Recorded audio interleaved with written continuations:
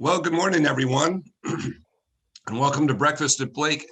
My name is Woody Kingman, class of 1978, and I'm delighted to represent the Blake Alumni Board in the Office of Institutional Advancement, which hosts these breakfasts known as Breakfast at Blake.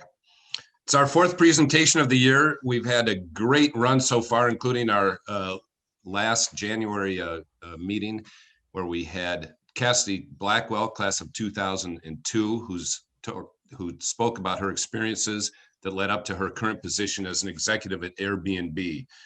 Fun and timely topic. And I'm excited to announce that in April, Dr. Ann Stabney, excuse me, Blake's head of school, will be presenting at our next gathering. To mix things up a little bit, we're going to change the time and get together at noon. So instead of breakfast at Blake, we'll have lunch break at Blake. Hope you'll join us. Mark your calendars for April 22nd. And of course, we'll send out notices via emails. Well, this morning, I'm delighted you could all join us to hear from Tim Baylor. Tim's grandson, Ari, is a 6-year-old first grader and a member of the class of 2032 at Blake. Tim grew up in Washington, D.C. In fact, he's chiming in from there today where he's visiting his mother. He played college football at Morgan State University in Baltimore, and he was drafted by the Baltimore Colts in 1976 and played there for 3 seasons before coming to Minnesota to play with the Vikings in 1979. Tim told me that he and his wife Doris agreed to try the Twin Cities for 1 year, and after a good experience, they said, well, let's try it another 5 years. Well, that was 40 years ago, and they're still here. Since retiring from the NFL, Tim has been an active member of the business and social scene here. He's a residential and commercial real estate developer, and his organization owns and operates 8 McDonald's restaurants in the Minneapolis-St. Paul area. He's a former Minneapolis planning commissioner and a former real estate representative for McDonald's Corporation. And just last week, Governor Tim Walz appointed him to the Metropolitan Airports Commission. His most recent effort is a $60 million project in North Minneapolis designed to bring a mix of market rate and affordable apartments to West Broadway. I'm sure he's going to tell us a lot about that project this morning. Just a few notes before we begin. We are recording this event, and all of you will have your microphones and videos cameras off. But if you do have questions, please type them down. There should be a Q&A area in the bottom of your screen. Please type them and we will pose them to Tim at the end of his presentation. And of course, since we're recording it, we will post this up to the Blake YouTube site and send out a link to that as well. So now to share his presentation entitled The Color of Law is Blake grandparent Tim Baylor. Good morning, everyone, and thank you for coming out this morning.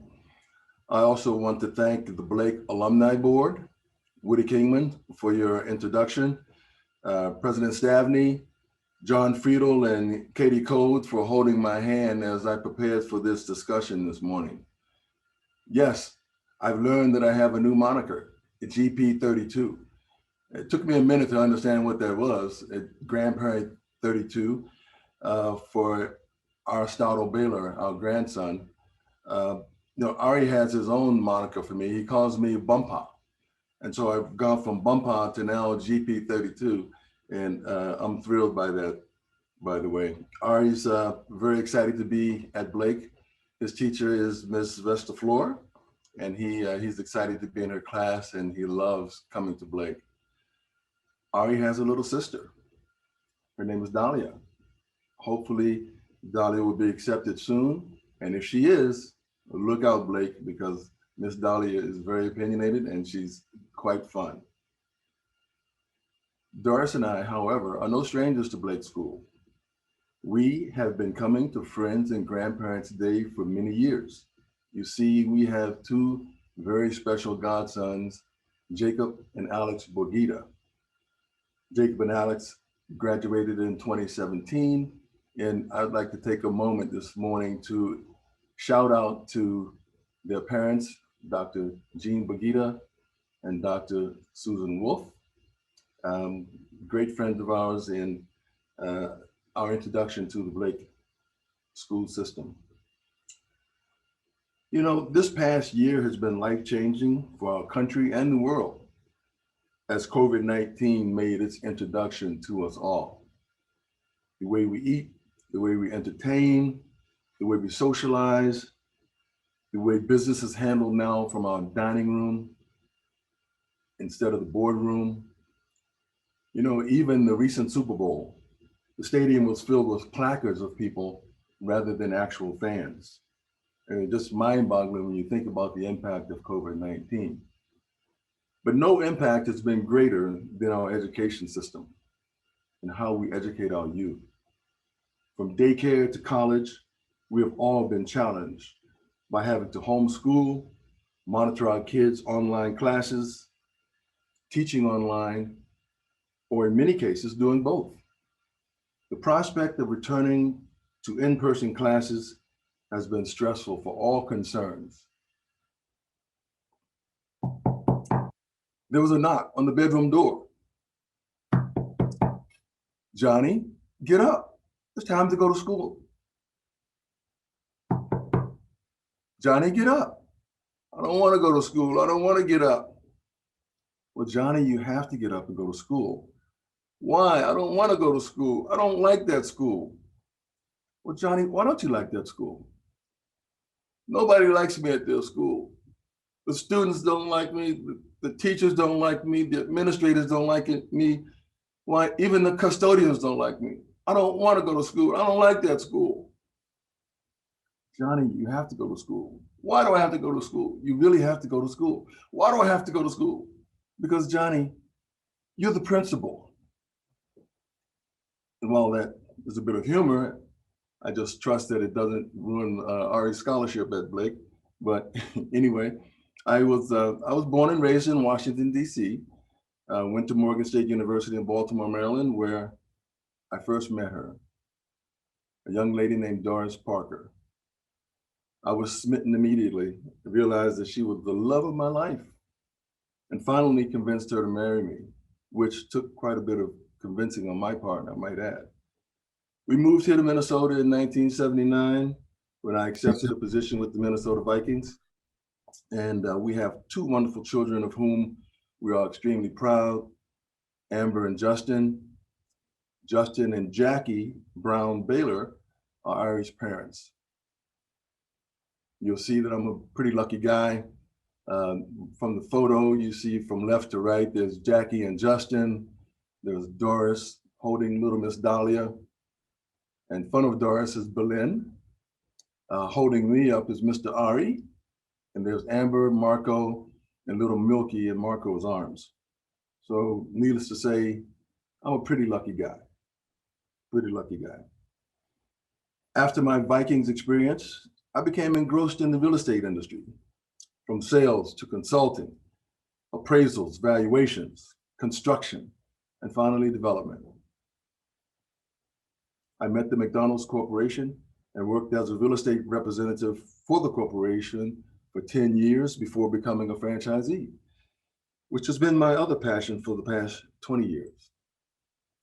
During my corporate years, I became a planning commissioner in Minneapolis, and the nexus of McDonald's and planning set Doris and I on a trajectory to North Minneapolis, where we currently reside.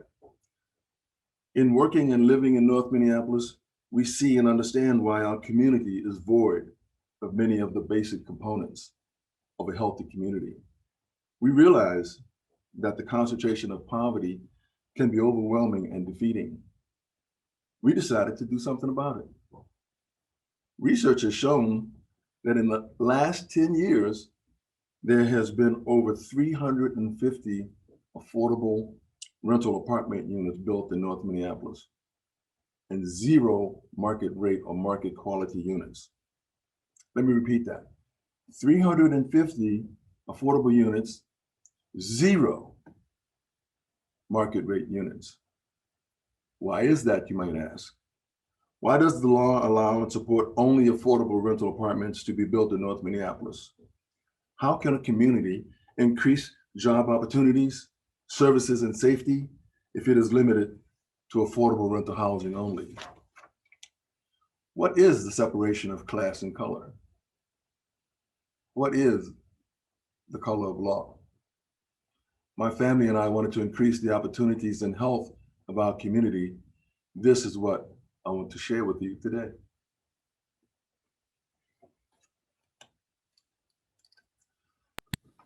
About 5 or 6 years ago, we embarked upon a vision. That vision is in the heart of North Minneapolis on Broadway Avenue. We've called it SATORI Village, and the village is comprised of 3 different phases. On the left, with the city of Minneapolis in the background, we have 112 units of market quality apartments with all of the amenities that one would have in all other parts of the city, with underground parking, club room, fitness center, state-of-the-art security, in everything, again, that competitive projects have. Along Broadway Avenue, we have a smaller 26-unit loft building for young professionals. And behind that, just behind that loft building, is a 60-unit independent living senior building. So we're excited about this vision. We think that it's going to change the trajectory of the quality of living in North Minneapolis and balance the scales of opportunity for all concerns, not only in North Minneapolis, but throughout the city. You know, when I came to Minnesota, I was Bud Grant, the legendary Bud Grant was the coach of the Vikings, and you know, Bud is known for many things, but one of the things I remember he used to tell us, he says, fellas, when you're going out into the community and you're representing the Minnesota Vikings, the 3 things that you should remember. Stand up so that people can see you. Speak up so that people can hear you. And shut up so that people will like you. So I'm going to try to be brief today as I present the color of law, and I hope that you enjoy the talk. From 2014 to the present, riots in places like Ferguson, Baltimore, Milwaukee, Charlotte, and Minneapolis have captured our attention. Many of us thought we knew how these segregated neighborhoods, with their crime, violence, anger, and poverty, came to be. We said that they are de facto segregated, that they result from private practice, not from law or government policy. De facto segregation, we tell ourselves, has various causes. When African Americans moved into a neighborhood like North Minneapolis, a few white families decided to leave. And then as the number of Black families grew, white flight increased. Real estate agents steered whites away from Black neighborhoods and Blacks away from white ones.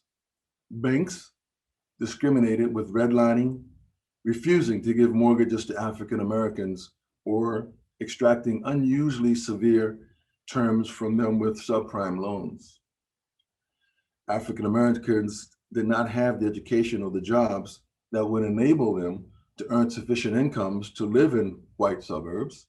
And as a result, many Blacks remain concentrated in urban neighborhoods. While all of this is true, but it remains a small part of the truth, submerged by a far more important one, and that is, until the last quarter of the 20th century, racially explicit policies of federal, state, and local governments defined where whites and African Americans should live.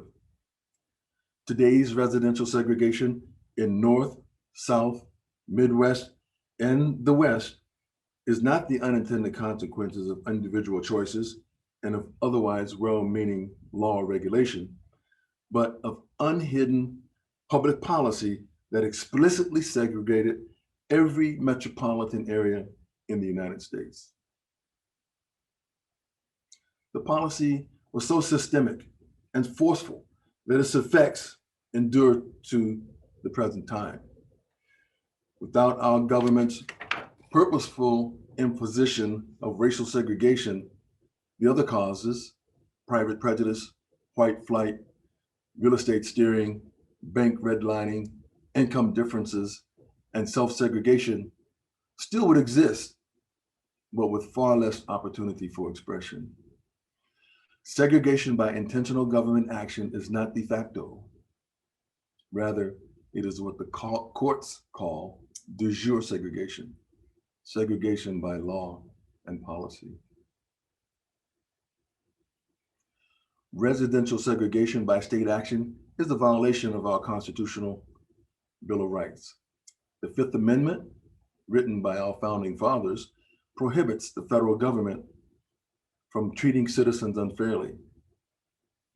The 13th Amendment, adopted immediately after the Civil War, prohibits slavery or in general, treating African Americans as second-class citizens. While the 14th Amendment, also adopted after the Civil War, prohibits states or their local governments from treating people either unfairly or unequally. Racial segregation in housing was not merely a project of Southerners in the former slave-holding Confederacy. It was a nationwide project of the federal government in the 20th century, designed and implemented by its most liberal leaders. Our system of official segregation was not the result of a single law that consigned African Americans to designated neighborhoods. Rather, scores of racially explicit laws, regulations, and government practices combined to create a nationwide system of urban ghettos, surrounded by white suburbs. Private discrimination also played a role, but it would have been considerably less effective had it not been embraced and reinforced by our government.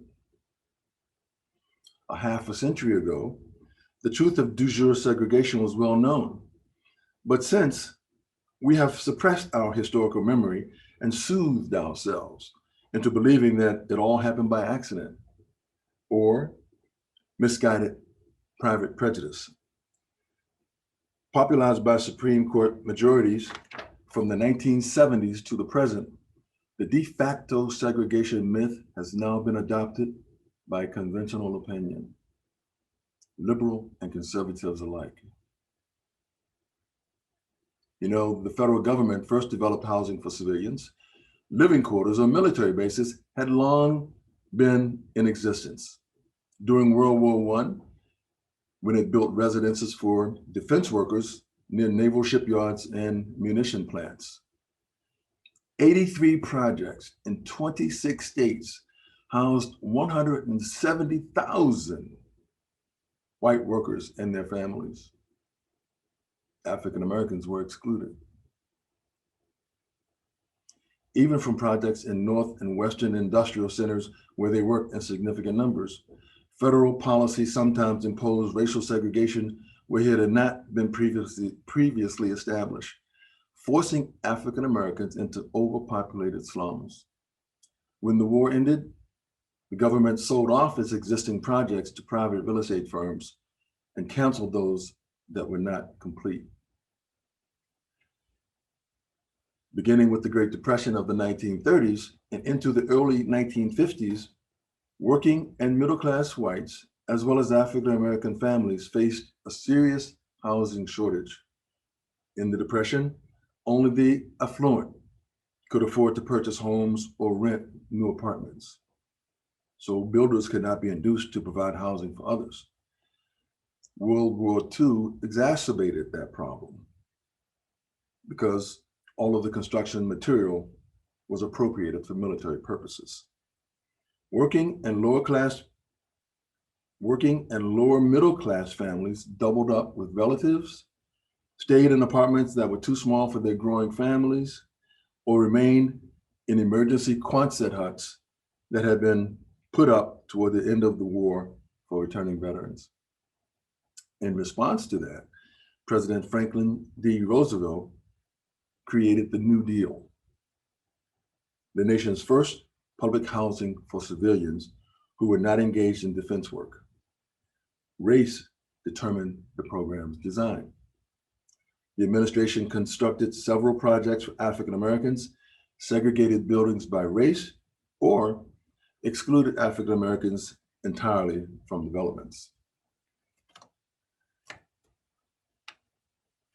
Here, closer to home in Minneapolis, in the early 1900s, racial housing covenants blocked home sales to minorities, establishing patterns of inequality that persist even today. Before it was torn apart by freeway construction, Interstate 94, in the middle of the 20th century, the near North neighborhood was home to the city's largest concentration of African-American families. That was not by accident. As far back as the early 1900s, racially restrictive covenants on property deeds prevented African-Americans and other minorities from buying homes in many other areas throughout the city. In 1948, the Supreme Court ruled that such federal covenants were unenforceable, but the mark they made on America's neighborhoods lived on by excluding minorities from certain parts of the city and concentrating them elsewhere. These racial property clauses established enduring patterns. They were reinforced by redlining, which is a discriminatory home lending practice promulgated by real estate agents and federal housing programs in the 1930s. Later, urban planning decisions on highways and other infrastructure projects followed the lines inscribed by decades-old covenants. Those effects still reverberate today. Despite its reputation for prosperity and progressive politics, Minneapolis now has the lowest rate of home ownership among African Americans of any US city. In case you didn't hear me, Minneapolis now has the lowest rate of home ownership among African American households of any US city. And that's mind-boggling to me. You know, it's so pervasive, in fact, that in 1992, attorneys for the Minnesota Legal Aid Society and the National Association for the Advancement of Color People, the NAACP, filed a lawsuit in federal district court on behalf of a group of plaintiffs living in public housing in Minneapolis. The complaint alleged that the public housing and Section 8 programs in Minneapolis have been operated in a manner that helped to create and perpetuate racial segregation. The original defendants named in the suit were the Minneapolis Public Housing Authority, the City of Minneapolis, the Minneapolis Community Development Agency, and the U.S. Department of Housing and Urban Development.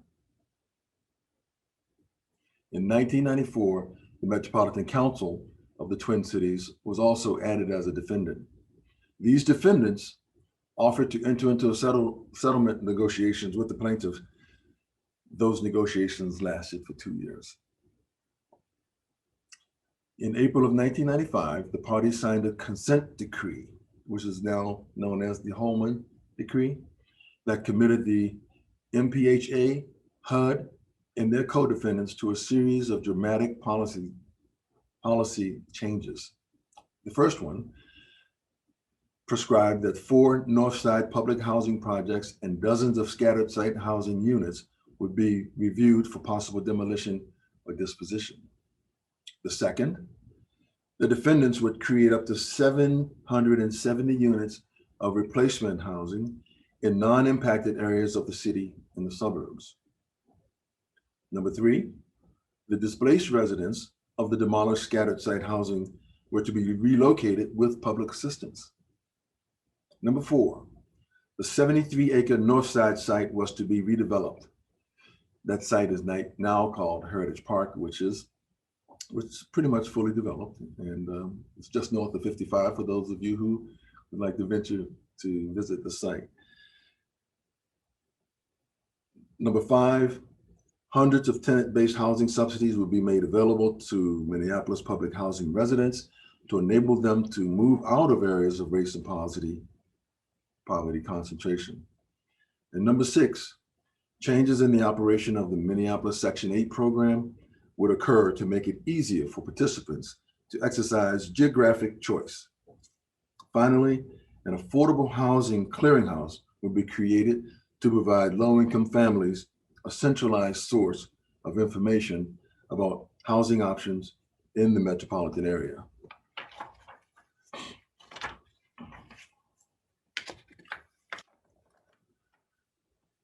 So today, 26 years later, in 2021, it still appears that poverty in the form of affordable housing is still concentrated in North Minneapolis. Why is that? Well, despite North Minneapolis being previously designated as an enterprise zone, an empowerment zone, a promised neighborhood, it is now a federally designated opportunity zone. And recently, Minneapolis created a Minneapolis Forward neighborhood, which also includes North Minneapolis. But there is still tremendous disparity. 350 affordable units, 0 market rate units. The city, the county, and many state programs will only provide funding if it is an affordable housing or developed by a nonprofit entity in North Minneapolis. The programs further provide incentives for affordable housing developers with, as an example, a 10% profit margin if it's an affordable project in North Minneapolis versus a conventional 5% profit margin for market rate projects. Well, as a result, and because it's easier with less perceived risk, that is all that has been and is still being. Further, as a result, philanthropic organizations follow suit and will only fund nonprofit and affordable housing projects. Banks and investors also follow suit by not investing within the red line neighborhoods, because the thought is, if the city and the state and the county won't go there, we aren't going to go there either.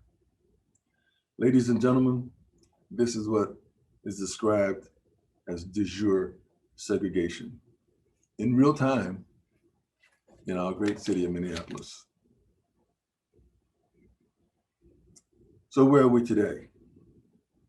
In October of 2019, the City Council adopted a resolution to approve and update the comprehensive zoning plan for the city. This is called the Minneapolis 2040 plan, the new zoning code for the city. The policies in the 2040 plan have an effective date of January 1 of 2020, well, just about a year ago. One of the goals of the plan is to provide affordable and accessible housing.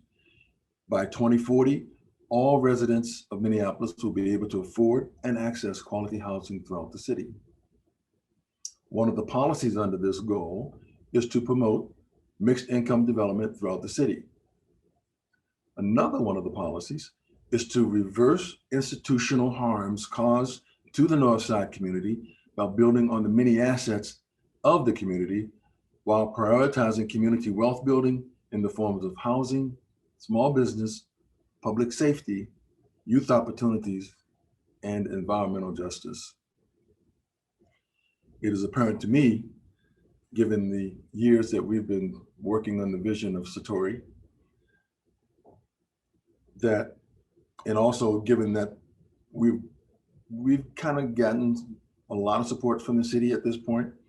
The mayor, Jacob Fry, the recent city council members, and the leadership community of the Community Development and Economic Development Department are committed to revitalizing the Minneapolis 2040 plan. And we are encouraged by their support of the SATORI project. Again, in real time. We're excited about our project. We're excited about our team. And, you know, for the last 5 years, we've been working to put this together, and we've got a pretty powerful team, I think, in place, helping us with the construction, and the construction project contractor is Dorn Special Projects with Kelly Dorn. Kelly and I have a long relationship that started when I was a planning commissioner, and we've done several deals over the years. LSE Architects, Mohammed Lawal. LSE and Mohammed has been with us from day one. They've shared our vision and our commitment to making North Minneapolis a better place. Mohammed, thank you for all of your commitment and vision. And I am sure that there's some billable hours somewhere that we haven't been invoiced for, and I really appreciate that. One of our principal and primary advisor and partners is Mr. David Mortensen. You may know David from the Mortensen companies. David is just a corporate giant in our community, and he and Kate are just not only down-to-earth folks, but just really, really good people. We appreciate your support, David, and we trust that we'll see this thing come to fruition. Collier's Mortgage. Collier's Mortgage with Michael Bazans is helping us navigate the waters of the HUD financing. It's a federal program, and there are a lot of nuances, and I thank Michael and Collier's for helping us through that sometimes murky waters. Miss Jackie Cherry Holmes. Many of you may know Jackie from the City Council of Minneapolis. Jackie is our legislative consultant, and Jackie is a legend among Minneapolis developers with her insight and expertise. We've recently discovered Jean Ide, who is our funding consultant, Leah Hargett, who works with us with our community engagement, and the Falls Agency is a superb agency that worked with us for our public relations, and Sharon leads the team there. Some of our other supporters who have been, again, these guys are corporate giants in the community that want to see some impactful change in North Minneapolis. Mr. Doug Baker, Mr. George Sherman, Joe O'Connor, Van Hahn, Paul Reds, and Mr. Michael Cerisi. This is our team. We expect to break ground on phase 1 sometime in late spring. Phase 2, the smaller loft building, sometime this year in late summer. And the senior project, probably spring of 2022. People ask me sometimes, Tim, what is SATORI? SATORI is a Zen term that reflects knowledge, consciousness, and enlightenment. This is what we intend to bring to the community in North Minneapolis, and hopefully that will reverberate throughout the city. And I just want to close by saying that if you want further information or further insight on the color of law and its federal impact and on legislation, this is a book by Richard Rothstein, and pick it up at your local bookstore. It's a great read for all of you who are concerned. I would like to thank all of you for coming out today. I'd like to thank the Blake School, and I'd like to turn the meeting back over to Woody and answer any questions that you might have. Thank you. Wow, Tim, that was great. And of course, we want to thank you very much for a lot of insight and a lot of information there. Some of which is new to many of us, and some of the terms are new. In fact, my first question that someone asks is if you could explain redlining and tell us how what that is. How is it still in existence? How's it affecting the funding for housing at this point? Redlining is a term that came about when the laws delineated segregated neighborhoods from non-segregated neighborhoods. In other words, where the blacks are going to be living and where the whites are going to be living. And they define that area by creating a red line around the black neighborhoods. And so real estate appraisers would not value properties the same if it's within the red line. Mortgage companies would not provide mortgages if it was in the red line. Or if they did, the interest rates were more prohibitive and the underwriting criteria was more tougher to achieve. And so redlining is a term that came from that, and it still is apparent today. We've experienced that in North Minneapolis because, again, some of the banks are a little reluctant to come into the neighborhood because they don't see the return, they don't see the comparable properties, and they don't see the city and the state leading the charge into these communities. So they, as a result, are reluctant to cross the red line. Got it. Thank you. What laws or regulations are on the books now that still lead to this segregation, this separation? What laws, if you could wave a magic wand, is there some rules or laws that you would change to help with the integration? Well, Woody, I'm no attorney. I'm just a guy trying to do the right thing for his community and trying to run a successful business. I think the root cause and the promise of change has to start at the state level. And I am not aware of all the laws on the books at the state level, but certainly some of those laws have been on the books since the 1800s or 1900s. And we should go back and look at some of those laws and look at how we can update that language, because the counties and the cities look at that language and that's how they justify not stopping hard and turning to reduce or remove some of the restrictive covenants that they have in their laws. And some of the planning departments of these cities can turn and say, well, geez, we need to navigate away from that cleaner and quicker. And so it happens at the state level. And I think that that's where it needs to start. By example, with our education system, it's the same problem. It starts at the state level. There is something that's just recently been introduced called the Page Amendment that does exactly that. It goes back to that language that was promulgated in the 1800s and tries to change it and update it. And those are the kind of initiatives that we need to look at when we start to turn on the dime. You know, when you go to the cities in the local municipalities, they look at some of these practices and policies that have been in place, and the new staff people and the new employees don't understand where it came from. So they don't understand how it changes. They're just doing their job in accordance with the policies that have been in place for years. And so it kind of has to happen from both sides.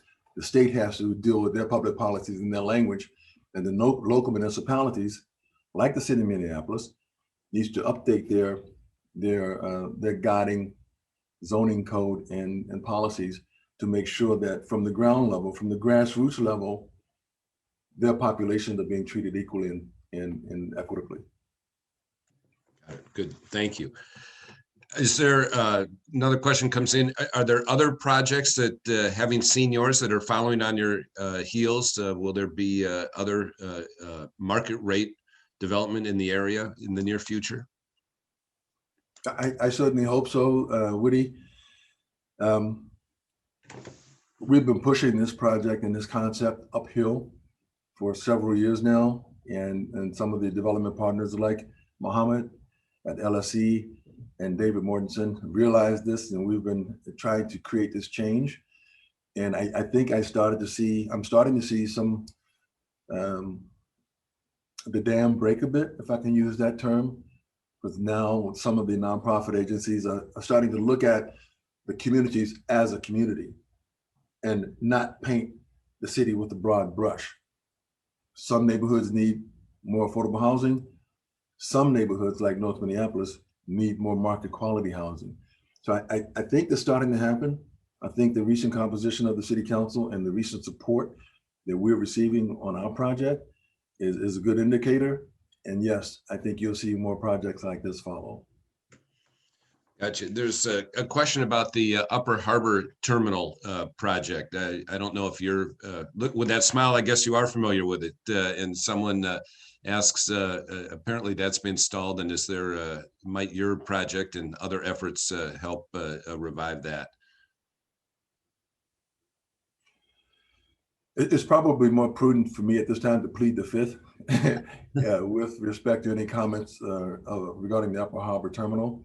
I think that every community has to have a vision. I think it's more important for that vision to have priority that's well placed, and that concerns me. Gotcha. We'll move on. What about moving off of development for a minute? You touched on education. One of our attendees asked, what suggestions would you have for America's education system to help narrow the educational inequities that you see today? You know, I want to stay in my lane, but a good friend of mine, Justice Alan Page, has promoted and is promoting the Page Amendment at the state level at this point in time. I'd like to see that gain some traction, and I'd like to defer to that amendment to the answer to that question. Got it. Here's another one. A parent asks, I appreciate your running through the list of urban programs like promise zones and enterprise zones and their lack of significant impact. What do you think would be the elements of an effective public program?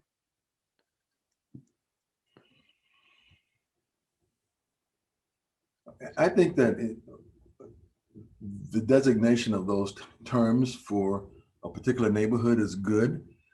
I think, though, that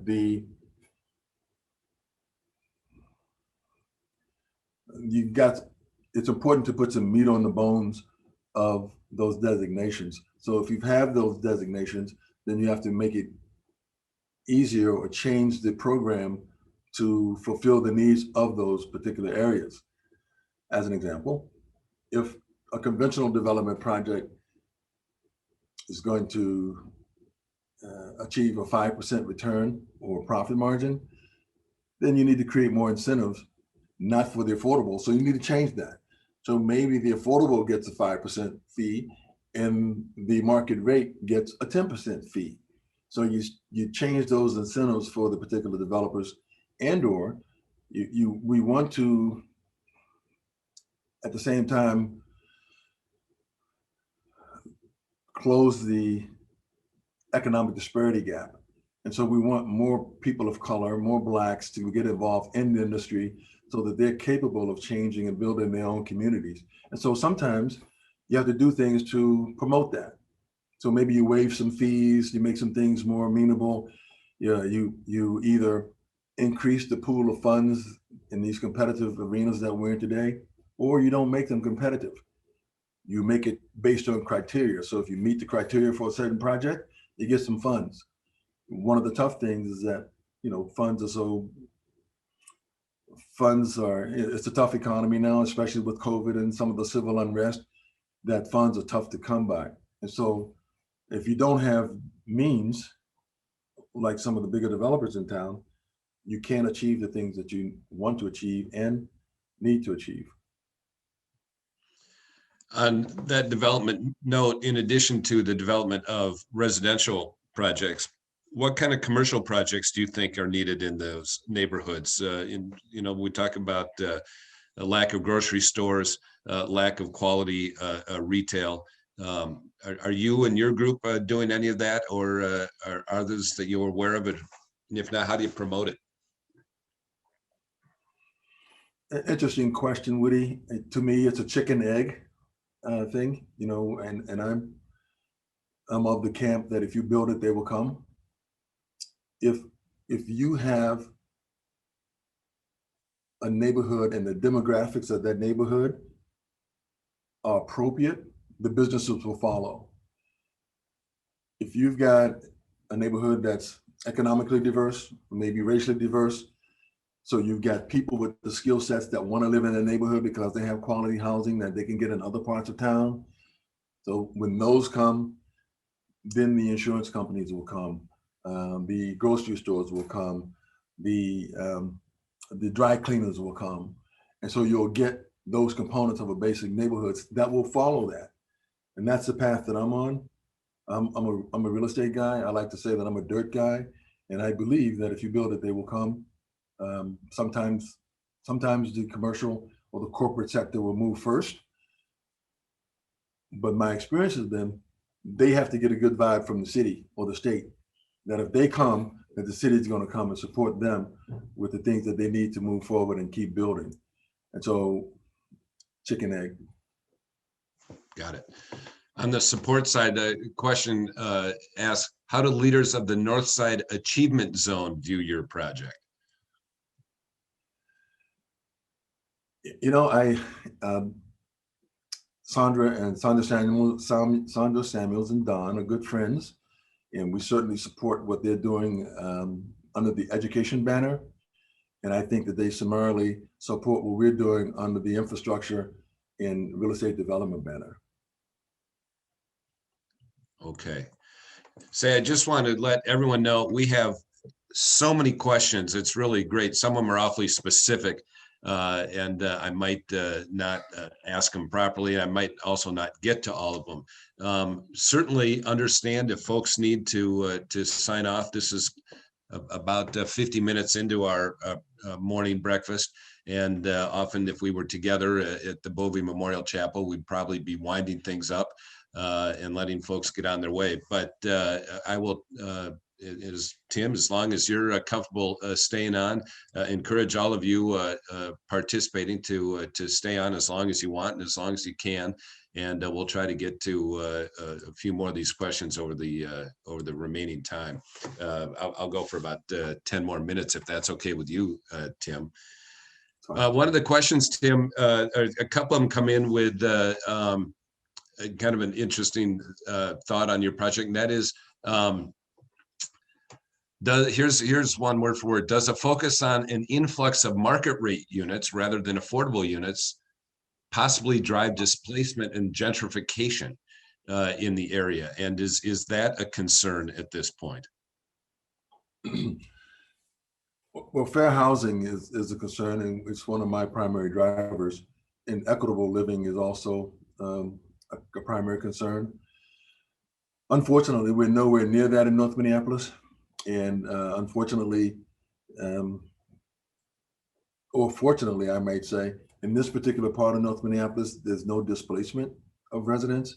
We have, in this project area, acquired several homes, single family homes, but we weren't, I mean, of course, these folks were excited to move given the nature of the community now. So we did make that acquisition. But a part of the city's plan is to increase density, particularly along major corridors.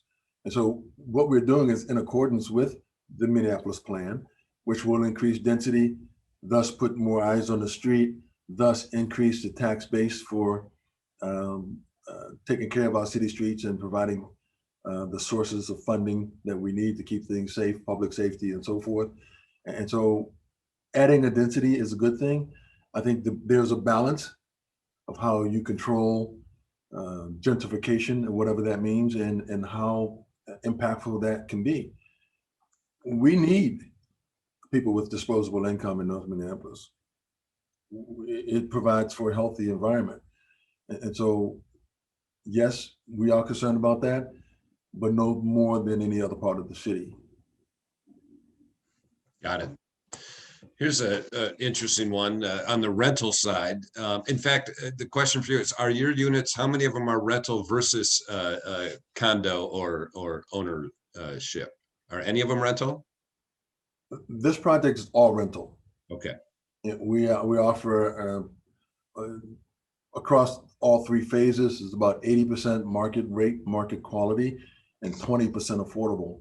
The affordable rents are at what's called 50% AMI. AMI is the average market income for the metropolitan area.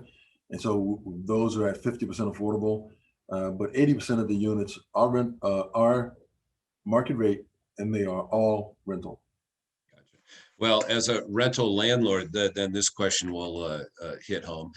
Someone asked, we have high rents in the Twin Cities compared to wages. I'd like to hear your perspective on rent control being proposed in Minneapolis, as well as an increase in housing insecurity around the metro area. Yeah, I don't know that I want to touch the rent control question. I'm not prepared to handle that one. I'd like to say that it should be market driven, in that if I have a building and I'm trying to charge X rent and nobody's coming, then I'll change that to Y rent, and I'll lower that rent to a number that will attract renters. So from that standpoint, it's market based, but I don't know how to address the concept of rent control. And so I'll leave it at that. Good enough. Here's a question that kind of tying this all back to education. A parent writes, our son's college in Connecticut offers a big urban studies program, so students can actively see and study these issues in Hartford. How important is it, do you think, Tim, to talk about this stuff at the high school level at Blake? If you were running the curriculum, of course, Ari's only a first grader at this point, but what would you encourage Blake to teach the kids about this and these issues?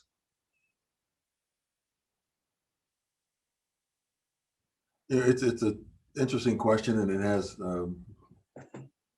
a broad reach, and so it could reach a wide topic of things to educate our kids about as it relates to urban planning. Sometimes it's good to collaborate with outside resources.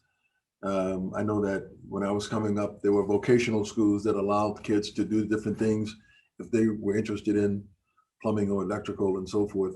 And so schools would align themselves with outside sources, Summit Academy and things like that. There is an organization that I'm affiliated with called the Urban Land Institute. And the Urban Land Institute does just this. They have programs where they go around to different schools to talk about urban design, urban planning, and they have, one of the concepts is like a lab, and they actually go through in the classroom how to build a community, what components comprise a healthy community, and so forth. So maybe a collaboration like that, if you're interested, will be helpful. I know that the Urban Lands Institute has limitations on their resources, so that would be a factor, but that would be my idea. Got it. Thanks. Again, on the education line, a parent asked, what do you think about school choice, and how would that help break or not help break the cycle of poverty in your neighborhood in North Minneapolis? I think I'd like to stay in my lane. I'm not an educational guy. I'm going to leave that question up to somebody else. Good enough. Maybe we'll get the mayor on sometime and ask him that one. There's actually a lot of questions about education, and of course, since Blake's an educational institution, that makes a lot of sense that that people focus on that. You mentioned that the city council is promoting density, although a parent asks, what about single family homes? People desire single family homes, so there's a group that does, and shouldn't we be developing single family home developments in North Minneapolis as well? The city council approved the new comprehensive zoning plan, the Minneapolis 2040 plan, and it, as you may recall, was pretty controversial as it was coming through the approval processes. And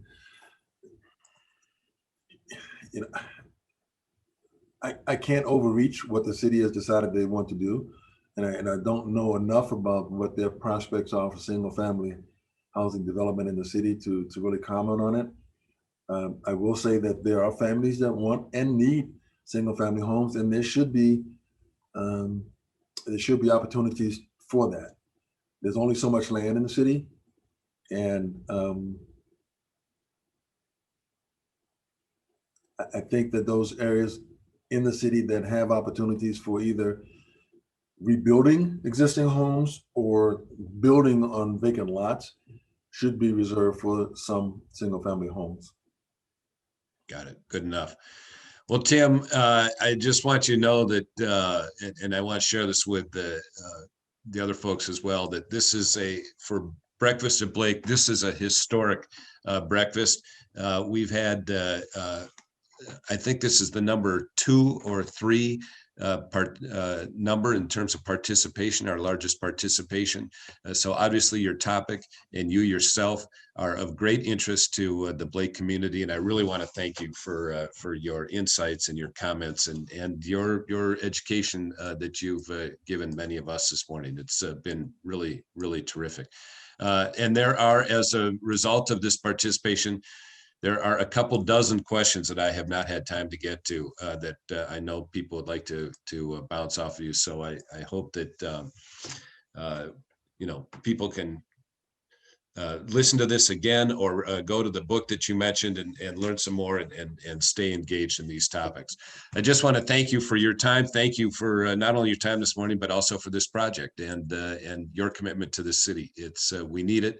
Especially after this last year, as you mentioned, COVID and the social unrest. It's the commitment of people like you and David Mortensen and others that are needed now more than ever. So thank you ever so much. And thanks again for joining us this morning. And to all of you of the Blake family, I hope you'll join us in a couple months, April 22nd, for our lunch break at Blake with Ann Stabney. Speaking of real estate, we've got a big new topic, Blake leaving Wayzata and Highcroft and moving the lower school into combine it with the lower school at Hopkins. We've got big changes on the horizon, and I'm sure Ann will answer lots of questions about that. So thanks again, everyone. Yeah, Tim, another question. I want to thank you and Blake for inviting me this morning. And I want to thank all of the participants for joining in.